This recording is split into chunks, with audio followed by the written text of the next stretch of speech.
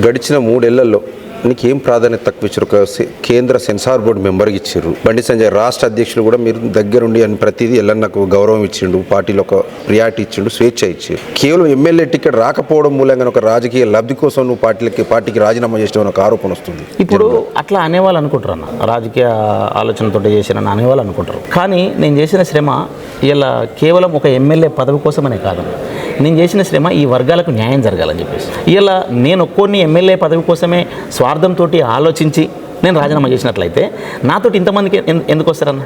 నాతోటి ఇంతమంది ఎందుకు వస్తారు? ఆయా పదవులకు వాళ్ళు రాజీనామా చేసి ఇలా నాతో పాటు అన్న నువ్వు ఏ నిర్ణయం తీసుకున్నా వస్తామని చెప్పేసి ఎందుకంటారు? నేను ఒక విజ్ఞతగా ఒక వివేకంతో ఆలోచించి ఈ సమాజంలో చైతన్యవంతమైనటువంటి బిడ్డలకు చట్టసభలకు వాళ్ళని చెప్పేసి ఆలోచించే వ్యక్తిని. కాబట్టి అట్లాంటి పరిస్థితులు కనబడినప్పుడు ఇంతగానం పనిచేసుకుంటూ వచ్చినామన్నా. కేవలము ఒక వారం రోజుల ముందు ఆయన పార్టీలో జాయిన్ అయిన వాళ్ళకు పదవులు ఇస్తున్నారంటే అంటే ఏ సిద్ధాంతం మీద పనిచేస్తున్నట్టు పార్టీ?